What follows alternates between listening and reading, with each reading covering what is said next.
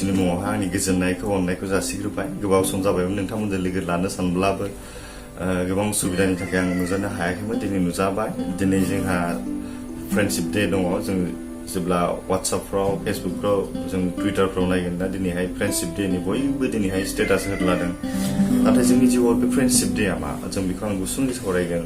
दा आं सावरायगोन जोंनि जिउआव बे बेसेबां गोहोम खोख्लैनो हायो। बेनि सिगां गुसुङै नोंथांमोना आंनि सुजुनाय दोंसे मेथाइ गुसुङै आं नोंथांमोन खोनासंनो सानदों। ओरैनो लाइन मोनसे दं। महिमाजों बुंफबनाय नोंनि सोरजिया गोजोननायजों उसिफावनाय सोरगोआ महिमाजों बुंफबनाय नोंनि सोरजिया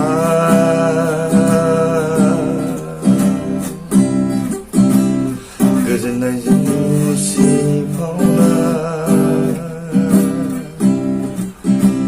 सोरगोआ गोजोन्थों। उनावहाय आं बेखौ फुल मेथाइखौ नोंथांमोननो रोजाबनानै खोनासंहोगोन।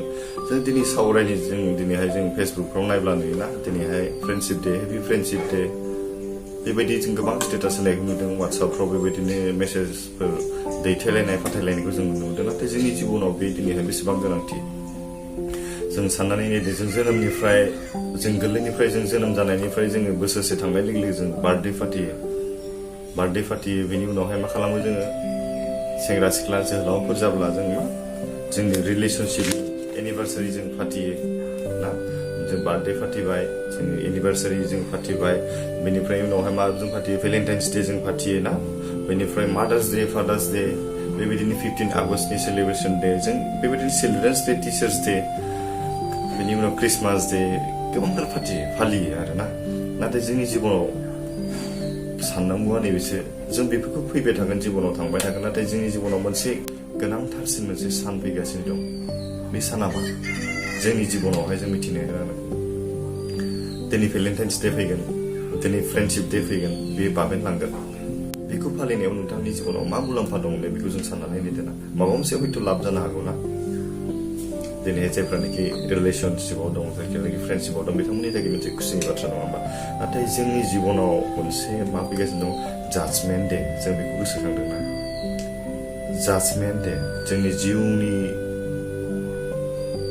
सालिख'नायनि मोनसे सान फैगासिनो दं।